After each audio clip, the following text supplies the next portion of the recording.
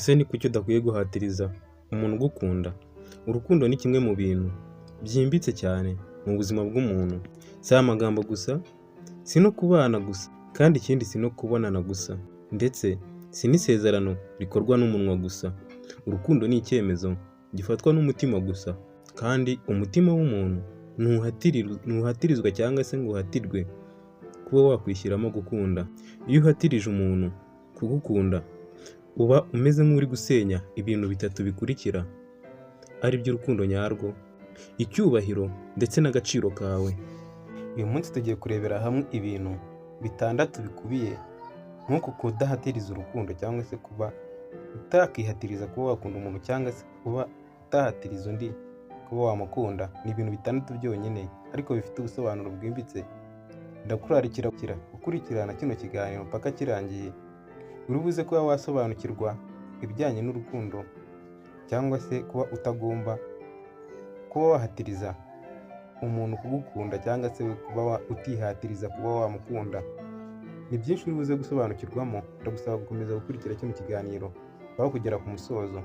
Njye mugiye kubana muri iki kiganiro yitwa Gisa.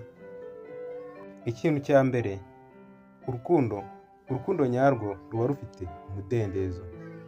Ikintu cya mbere ugomba kumva ni iki: urukundo nyarwo burya ruturuka ku bushake, si ku gitutu cyangwa se ku gahatirizo. Kuba wahatiriza umuntu cyangwa se kuba wabimushakishamo cyane. Iyo umuntu agukunda, ntumusaba kukwitaho cyane, abigira ku bushake cyangwa se akabyitekerereza. Ntumusaba kukubaza uko umeze, arabikora, arabitekereza, cyangwa se aba bitegetswe kuba yabikora. Ikindi, ntumusaba kuba yagushyira imbere, abikora kuko abishaka.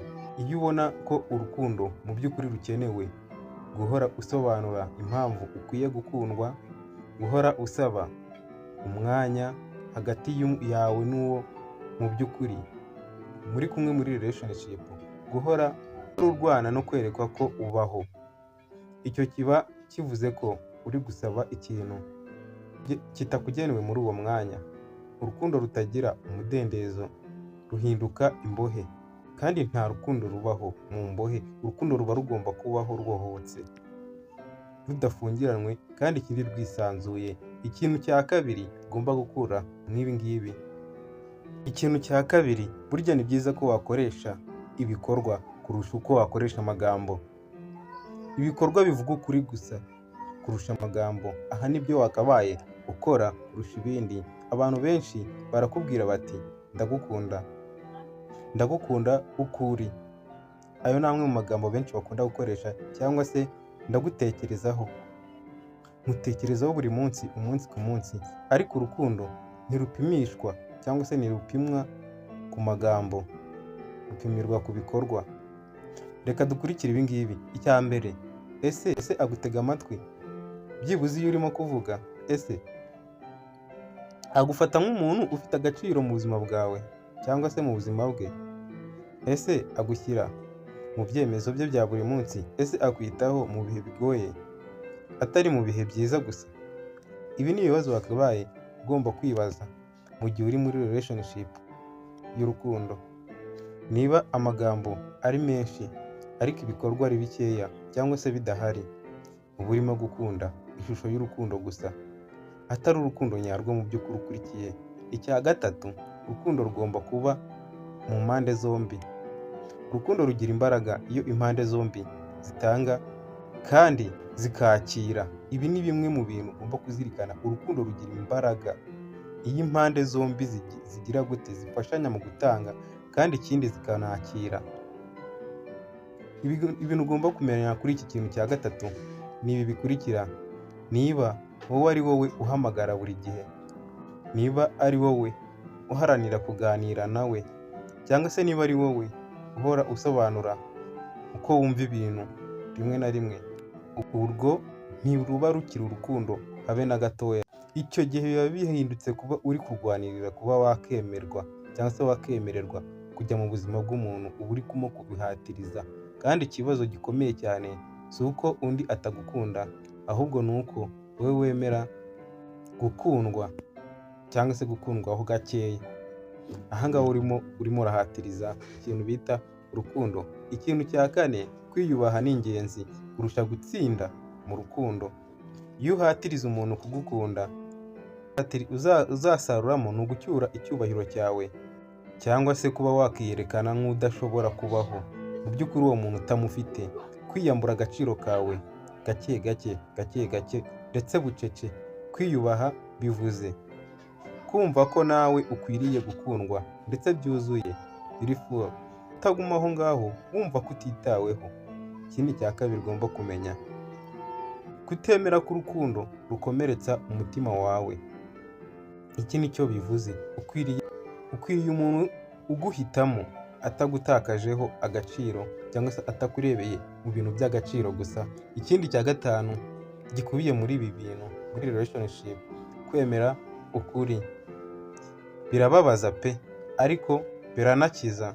Hari igihe ugomba kwemera uti umuntu sunkunda uko bikwiriye. Ibyo birababaza. Ushobora kwibaza, hari igihe ugomba kwemera uti ese uyu muntu niwe unkunda koko mu by'ukuri bikwiriye? Ese ankunda mu by'ukuri bikwiriye? Ibyo birababaza cyane, bituma wibaza agaciro kawe, bituma wumva ko hari icyo waburanye uwo muntu, ndetse bigatuma wumva ko uri wenyine. Ariko kwemera ukuri ni intambwe ikiza cyane. Ikintu cya mbere ugomba gukuramo aha ngaha, biragufungura, biguha amahirwe yo guhura n'ugukunda ataguhinduye, biguha amahoro ndetse y'umutima. Kubura urukundo si ugutsindwa, ni inzira iganisha ku rukundo rwiza ndetse kurushaho.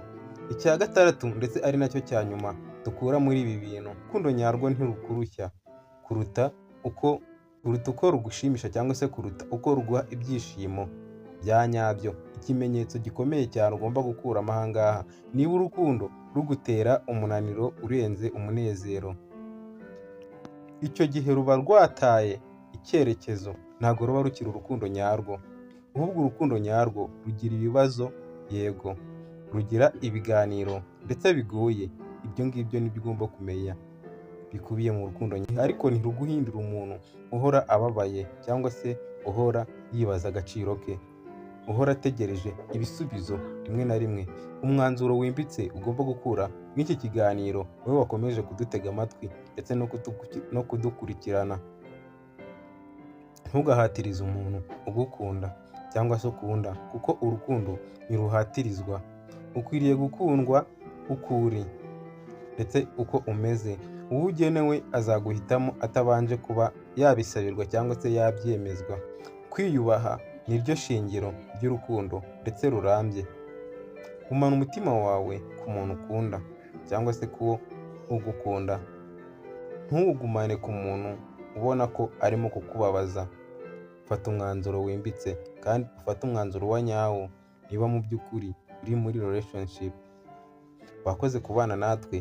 Ibiganiro nk'ibi ngibi nakagaruka hano kuri Kasugira TV. Jye mwabanaga muri iki kiganiro nitwa Gisa.